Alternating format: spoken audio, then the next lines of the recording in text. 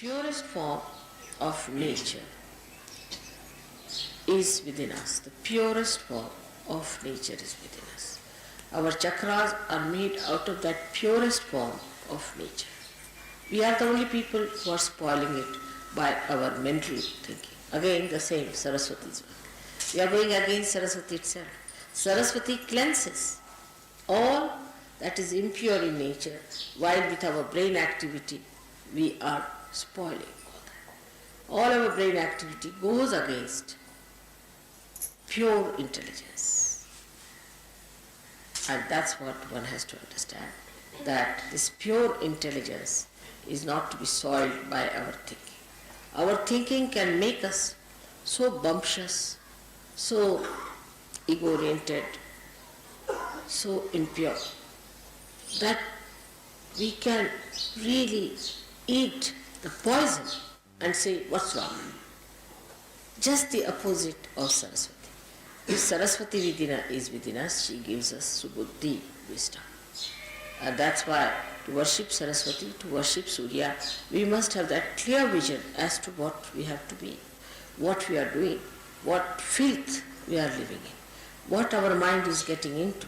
After all, we are here for emancipation and not for just pampering our ego and living with our filth that is with us.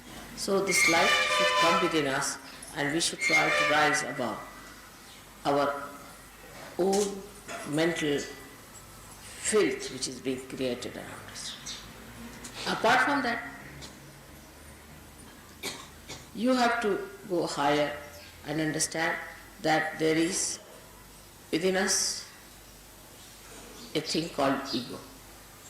And this ego is false, absolute false. You do not do anything. Actually, when you turn your eyes here and there, when your attention is here and there, it's nothing but your ego is trying to overpower everything.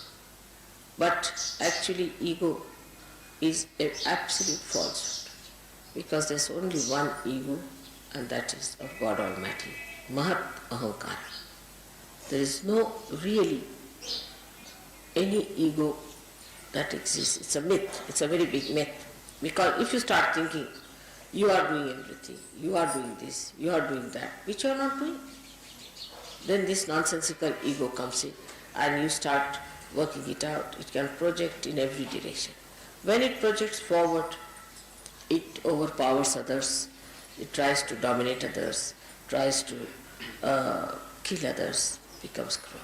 When it moves right side, it becomes supraconscious. It starts seeing things which are absurd, which are foolish, which are stupid. When it moves left side, then it starts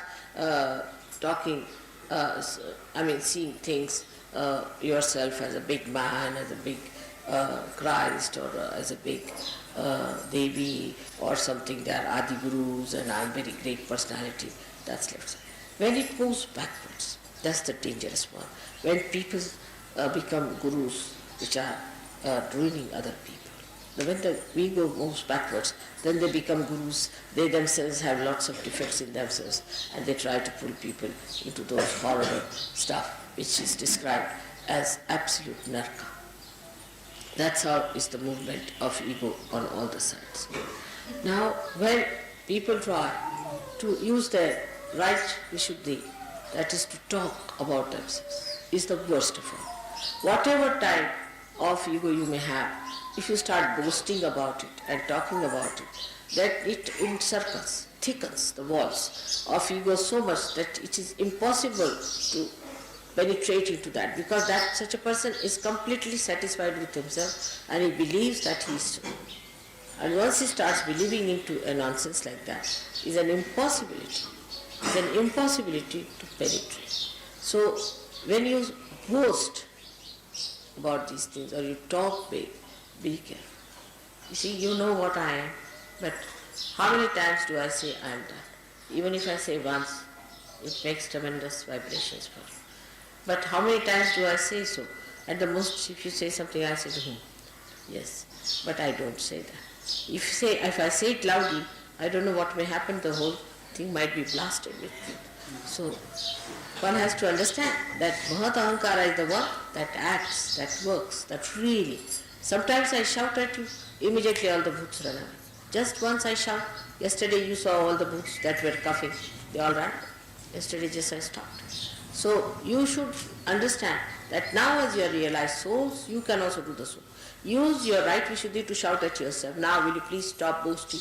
Will you stop talking all this nonsense? Will you stop showing off? Then it will stop. Now this thickening takes place by people who really are active, who want to do something about it. Not that they are not active, they want to do. But they know only one way is to act through talking. They don't understand that there are inner ways by which you control it much more. Because they don't want to take to that, they take to this talking. And once they take to talking and they talk about it, the whole power flows. But if they do not talk about it and keep it within themselves, it's all right, you can tell me about your experiences or anything, but if you start telling others and talking about it too much, then the powers that you have got will be all disappearing gradually. And you will just come down to absolutely lowest level. So one should not too much talk that I have this power, or I see this, or I do this, which is a very wrong thing. I warn you, don't try to show off. You can talk about my powers, it's all right. But don't try to talk about your powers. When it comes, of course, to talk to somebody who is a negative person, or to tell somebody, then you should say that we, not I, we have, some of us have felt this power within us. We have seen people. It may be you only, but you need not say I have. What you have to say, we. Then you become the Mahatahankar. When you say we, yes, some of us, we do. Like in Vegar's book also, I saw to it that he should not have many I's, but he should have we. We think, we do, we. Means the whole collective being, the whole collective organism, living organism of Sahaja. So you should say, yes, some of us have got. That means you put yourself down, but put all others above you. Say, yes, some of us have, I know some people have this. That's the way one should do it. Because if you have to overpower your ego, you must allow it to spread into everybody else. That's how you will make it perfectly alright. Make it spread. We all Sahajogis. We all. But that pride is not there. I've seen that pride is not there. Still it is very individualistic.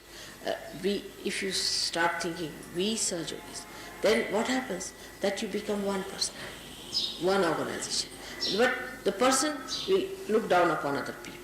Will see that this person is low, that person is high, that person is there. But he will not think, we the Sahajogis, how beautiful we are. We, the body of Sahaja, how beautiful we are. So always think in